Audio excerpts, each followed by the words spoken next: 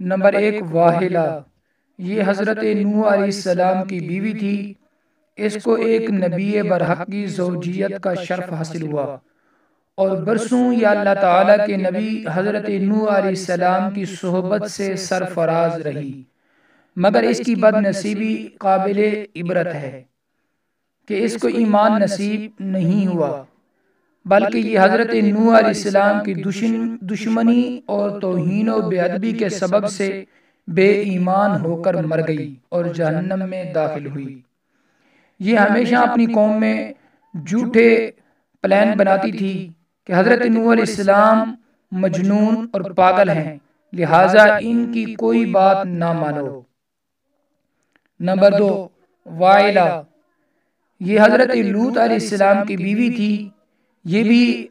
اللہ کے ایک جلیل القدر نبی علیہ السلام کی زوجیت و صحبت سے برسوں سرفراز رہی،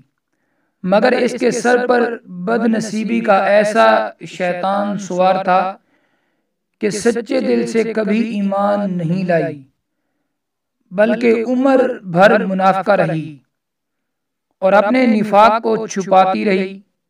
جب قوم لوط پر عذاب آیا اور پتھروں کی بارش ہونے لگی،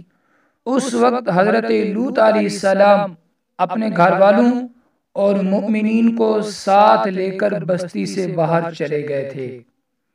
وائلہ بھی آپ کے ساتھ تھی۔ آپ نے فرما دیا تھا کہ کوئی شخص بستی کی طرف نہ دیکھے ورنہ وہ بھی عذاب میں مبتلا ہو جائے گا۔ چنانچہ آپ کے ساتھ والوں میں سے کسی نے بھی بستی کی طرف نہیں دیکھا اور سب عذاب سے محفوظ رہے، لیکن وائلہ چونکہ منافق تھی، اس نے حضرت لوط علیہ السلام کے فرمان کو ٹھکرا کر بستی کی طرف دیکھ لیا اور اس شہر کو الٹ پلٹ ہوتے دیکھ کر چلانے لگی، کہنے لگی یا قوماہ، ہائے رے میری قوم۔ یہ زبان سے نکلتے ہی ناگہاں عذاب کا ایک پتھر اس کو بھی آ لگا اور یہ بھی ہلاک ہو کر جہنم رسید ہو گئی۔ نمبر تین، آسیہ، آسیہ بنت مزاحم رضی اللہ تعالی عنہا، یہ فرعون کی بیوی ہیں۔ فرعون تو حضرت موسیٰ علیہ السلام کا بدترین دشمن تھا، لیکن حضرت آسیہ رضی اللہ تعالی عنہا نے جب جادوگروں کو حضرت موسیٰ علیہ السلام کے مقابلے میں مغلوب ہوتے دیکھ لیا تو فوراً ان کے دل میں ایمان کا نور چمک اٹھا اور وہ ایمان لے آئی۔ جب فرعون کو خبر ہوئی تو اس ظالم نے ان پر بڑے بڑے عذاب کیے، بہت زیادہ زد و کوب کے بعد چومیخا کر دیا، اس طرح جکڑ دیا کہ وہ ہل بھی نہیں سکتی تھی، اور بھاری پتھر سینے پر رکھ کر دھوپ کی تپش میں ڈال دیا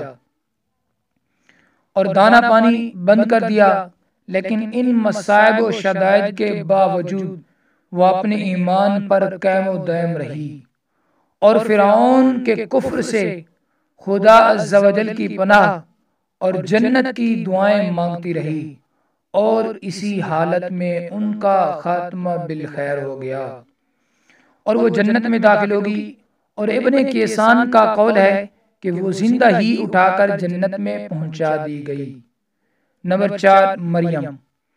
مریم بنت عمران رضی اللہ تعالی عنہا،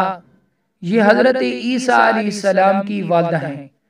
چونکہ حضرت عیسیٰ علیہ السلام ان کے شکم سے بغیر باپ کے پیدا ہوئے، اس لیے ان کی قوم نے طعن اور بدگوئیوں سے ان کو بڑی بڑی ایذائیں پہنچائی،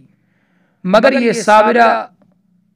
رہ کر اتنے بڑے بڑے مراتب و درجات سے فراز ہوئی کہ خداوند قدوس نے قرآن مجید میں ان کی مدح و ثنا کا بار بار خطبہ ارشاد فرمایا۔ ان چاروں عورتوں کے بارے میں قرآن مجید نے سورہ تحریم میں فرمایا، جس کا ترجمہ یہ ہے، اللہ تعالیٰ کافروں کی مثال دیتا ہے جیسے حضرت نوح علیہ السلام کی عورت واحلہ، حضرت لوط علیہ السلام کی عورت وائلہ، یہ دونوں ہمارے دو مقرب بندوں کے نکاح میں تھی، پھر ان دونوں نے ان دونوں سے دغا کیا تو وہ دونوں پیغمبران ان دونوں عورتوں کے کچھ کام نہ آئے، اور ان دونوں عورتوں کے بارے میں خدا کا یہ فرمان ہو گیا کہ تم دونوں جہنمی عورتوں کے ساتھ جہنم میں داخل ہو جاؤ۔ اور اللہ تعالیٰ مسلمانوں کی مثال بیان فرماتا ہے، فرعون کی بیوی آسیہ جب انہوں نے عرض کی اے میرے رب، میرے لیے اپنے پاس جنت میں گھر بنا اور مجھے فرعون اور اس کے کام سے نجات دے، اور مجھے ظالم لوگوں سے نجات بخش۔ اور عمران کی بیٹی مریم جس نے اپنی پارسائی کی حفاظت کی تو ہم نے اس میں اپنی طرف کی روح پھونکی، اور اس نے اپنے رب کی باتوں اور کتابوں کی تصدیق کی اور فرما برداروں میں سے ہوئی۔ باحوالہ کتاب عجائب القرآن صفحہ نمبر 219۔ اس میں سے جو ہمیں سبق ملا، واحلہ اور وائلہ دونوں نبی کی بیویاں ہو کر کفر و نفاق میں گرفتار ہو کر جہنم رسید ہوئیں، اور فرعون جیسے کافر کی بیوی حضرت آسیہ ایمان کامل کی دولت پا کر جنت میں داخل ہوئی، اور حضرت آسیہ حق ظاہر ہو جانے کے بعد اس طرح ایمان لائیں کہ فرعون کے سب آرام و راحت کو ٹھکرا دیا، اور بے پناہ تکلیفوں اور ایذاؤں کے باوجود اپنے ایمان پر قائم رہی۔